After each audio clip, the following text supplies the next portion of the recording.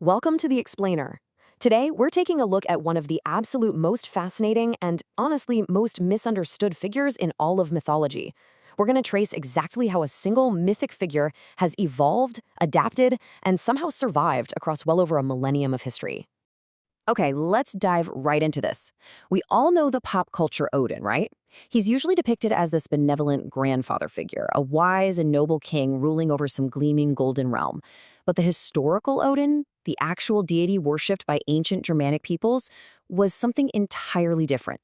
We're talking about an ecstatic, blood-soaked god of death, magic, and sheer frenzy. So that really begs the question, who is the real Odin? To truly understand this incredibly complex god, I'm going to need you to set aside all those preconceived notions. We are going to dig deep into the historical records, the ancient linguistics, and the actual archaeological dirt to uncover his true identity. Section 1. The Lord of Frenzy. Now, what's really interesting here is that his original name completely shatters that whole benevolent grandfather trope we're so used to. If you look at the Old Norse name, Odin, it actually stems from the reconstructed Proto-Germanic term wodanos. This is a combination of the adjective wodus, which means possessed, inspired, delirious, or raging, and the suffix nas, meaning master of. Put that all together, and Odin literally translates to Lord of Frenzy or Leader of the Possessed. And you know, this linguistic theme is incredibly consistent across the ancient world. The etymological roots are just scattered all over these ancient languages. In Gothic, we have wos for possessed. Old Norse gives us od for mad or frantic. Old English has wode for insane, and Dutch has wod for crazy. This core theme of divine madness anchors his entire identity. It proves that to the people who actually worshipped him, he was simultaneously a god of terrifying, blood-soaked battles and somehow deeply ecstatic poetry. To put his complexity into perspective, he wasn't just known by one single title. In fact, there are over 170 recorded names for Odin. He is literally the most named god among all the Germanic peoples. These titles described his various attributes, the myths he took part in, and the specific religious practices of his followers. Section 2. Myths, Magic, and Sacrifice. So Odin is deeply associated with hanging and the gallows, and this all stems from his relentless quest for the runes, which were the ultimate source of mystic wisdom and written language. He didn't just stumble upon them, he brutally sacrificed himself to get them. First, he was pierced by his own spear. Then he hung on the cosmic tree Yggdrasil for 9 whole nights without a drop of food or water. Finally, staring downward into the absolute depths, he took up the rune screaming before falling back down.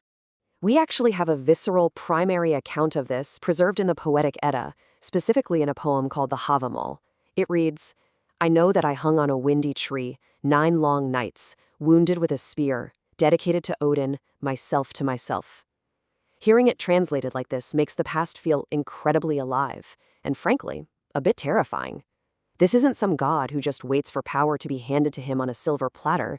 He takes it through absolute pure agony. And this brilliantly illustrates how his animal companions weren't just cute pets. He maintained a seriously menacing intelligence network. His ravens, Hugin and Munin, act as his spies, flying all across the world and reporting back to him. Meanwhile, his wolves, Geri and Freki, they are his voracious dinner dates. According to the Prose Edda, Odin gives all the food on his table to these wolves, mostly because he doesn't actually need food himself. For Odin, wine is both meat and drink. Talk about an intense diet. Section 3. Artifacts of the Allfather. Now, let's pivot and look at the fact that Odin has a historical momentum that spans well over 1,000 years. We first see references to him in Roman texts all the way back in the 1st century. Fast forward to the 5th century, and we have his name inscribed on gold pendants. By the 10th century, he's actually being invoked in German healing spells. And believe it or not, it isn't until the 13th century that these ancient oral traditions are finally compiled into the Icelandic manuscripts we now call the Eddas. Those earliest written records I mentioned, they come from the Romans, and they use this fascinating concept called interpretatio romana. Basically, they identified foreign gods with their own deities based on similar traits. Writing in the late 1st century CE, the Roman historian Tacitus observed the Germanic peoples and wrote, "Among the gods, Mercury is the one they principally worship." He was literally talking about Odin.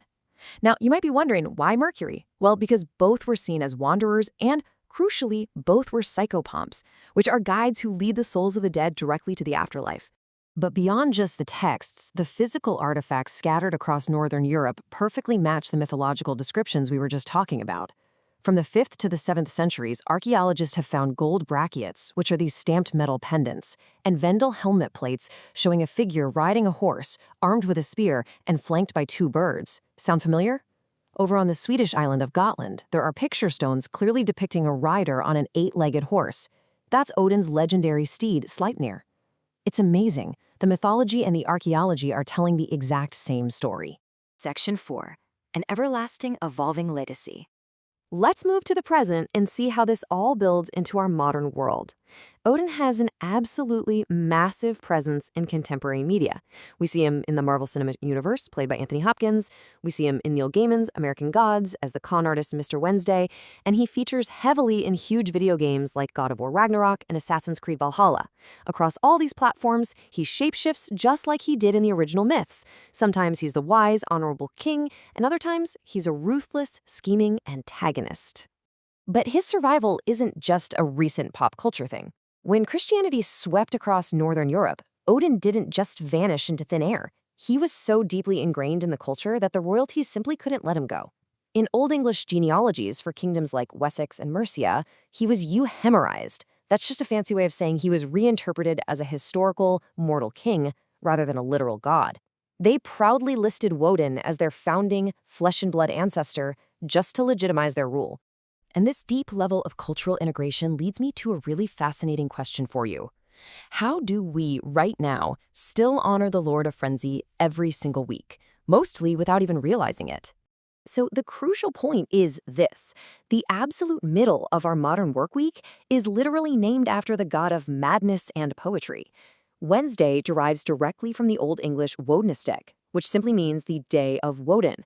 And this was actually created as a direct translation of the Latin Day of Mercury. So yeah, we literally speak his name every single week. From a blood-soaked deity hanging from the gallows to a Hollywood blockbuster icon, Odin's ability to adapt and survive is just unmatched.